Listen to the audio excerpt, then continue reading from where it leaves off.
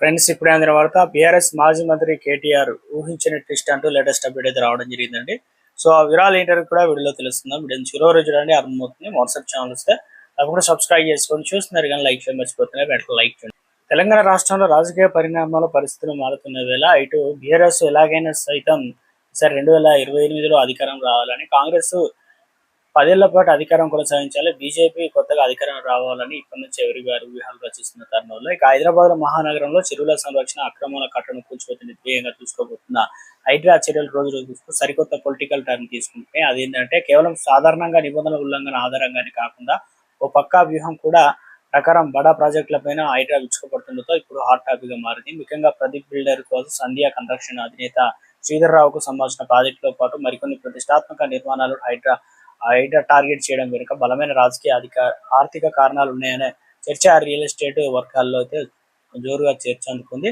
Hydraa target చేసిన ప్రాజెక్టులన్నీ interlink ఉందా? ఇక మొత్తం వ్యవహారంలో తెరపైకి వస్తున్నటువంటి అత్యంత ఆసక్తికరమైన అంశం ఏంటంటే హైడ్రా విరుచుకుపడుతున్న ఈ బడా ప్రాజెక్టులన్నింటినీ కూడా ఒక అంతర్గత లింక్ ఉందని ప్రచారం సాగడం. ఈ లింకు నేరుగా బీఆర్ఎస్ వర్కింగ్ ప్రెసిడెంట్ మాజీ మంత్రి కేటీఆర్ వైపు కనెక్ట్ అవుతుందని అనుమానాలు వ్యక్తమవుతున్నాయి. చేవెళ్ల ఎంపీ కొండా విశ్వేశ్వరరెడ్డి ఇటీవల సోషల్ మీడియా వేదికగా విసిరిన కొన్ని పరోక్ష విమర్శలు రియల్ ఎస్టేట్ రాముడు అంటూ పెట్టిన నిక్ నేమ్ ఈ చర్చలకు మరింత ఆజ్యం పోసాయి. ఇక గత ప్రభుత్వ హయాంలో ఐటీ మున్సిపల్ శాఖగా నీడన సాగిన కొన్ని బడా రియల్ ఎస్టేట్ లావాదేవీల చిట్టా ఇప్పుడు బయటకు వస్తుందనే సంకేతాలు దీని ద్వారా వ్యక్తమవుతుంది. నిజానికి బీఆర్ఎస్ 10 ఏళ్ల పాలనలో హైదరాబాద్ రియల్ ఎస్టేట్ రంగంలో ఊహించని స్థాయికి తీసుకెళ్లింది. ఈ క్రమంలో తెరవెనుక అనేక భారీ ఆర్థిక లావాదేవీలు, చెరువుల ఎఫ్టీఎల్ పరిధిలో మార్పులు జరిగాయనే ఆరోపణలు అయితే ఉన్నాయి. నగరంలో బడా రియల్ ఎస్టేట్ వ్యాపారులకు ఇన్ అండ్ అవుట్ లావాదేవీలపైన ఎవరెవరికి వాటాలు వెళ్ళాయనే దానిపైన పక్కా సమాచారం ఉంటుంది. అయితే తెలంగాణ కాంగ్రెస్ ప్రభుత్వం పగ్గాలు చేపట్టిన తర్వాత వ్యవస్థలో వచ్చినటువంటి మార్పుల వల్ల ఆయా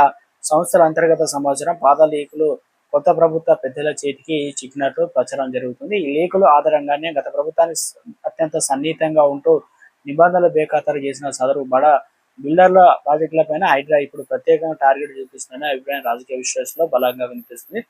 ఇది కేవలం పర్యావరణ పరిరక్షణ మాత్రమే కాదు, గత పాలకులు ఆర్థిక మూలాలను దెబ్బతీసేలా ఒక వ్యూహాత్మక పొలిటికల్ అటాక్స్ అని కూడా భావిస్తున్నారు అన్నమాట. ఎక్కడైతే గత ప్రభుత్వ పెద్దలు ప్రయోజనాలు లేదా బినామీ ఆస్తాలు ఉన్నాయని అనుమానాలు ఉన్నాయో సరిగ్గా ఆయా కట్టడాల వద్దకే హైడ్రా బుల్డోజర్ వెళ్లడంతో ఈ వాదన బలంగా చేకూరుస్తుందన్నమాట. ఇప్పుడు అందరినీ వేధిస్తున్న అతిపెద్ద ప్రశ్న, ఈ హైడ్రా వేట ఇంతటితో ఆగిపోతుందా లేక తెర వెనుక ఏమైనా బ్యాక్ గ్రౌండ్ సెటిల్మెంట్ జరుగుతాయి అనేది కూడా. సాధారణంగా రియల్ ఎస్టేట్ రంగంలో ఇలాంటి భారీగా దాడులు జరిగినప్పుడు సదరు వ్యాపారులు నష్ట నివారణ చర్యల్లో భాగంగా ప్రభుత్వ పెద్దలతో సహాయత కుదుర్చుకునే ప్రయత్నాలు చేస్తున్నారన్నది ఓ బహిరంగ రహస్యం అనమాట. కానీ ప్రస్తుత ముఖ్యమంత్రి రేవంత్ రెడ్డి ఈ విషయంలో అత్యంత కఠిన వైఖరిని ప్రదర్శిస్తూ చట్టాన్ని ఉల్లంఘించిన వారు ఎంతటి వారైనా వదిలేది లేదని ఆయన పదే పదే స్పష్టం చేస్తున్నారు. రాబోయే రోజుల్లో హైడ్రా నిజంగానే చట్టం ప్రకారం కఠినమైన చర్యలు తీసుకుని ఈ బడా ప్రాజెక్టుల వెనుక అసలమైన సూత్రధార చట్టం ముందు నిలబెడతారా లేదా కేవలం రాజకీయ మైలేజ్ కోసం ఈ చర్చ సాగుతున్నది కాలమే నిర్ణయించాలి. ఇక హైడ్రా తీసుకుంటున్న ఈ దూకుడు నిర్ణయాలు అంటూ బీఆర్ఎస్ అగ్రనేతానికి ఇటు భాగ్యనగర్ రియల్ ఎస్టేట్ మాఫియాకు ఒక బలమైన హెచ్చరిక లాంటివని రాజకీయ వర్గాలు గట్టిగా అయితే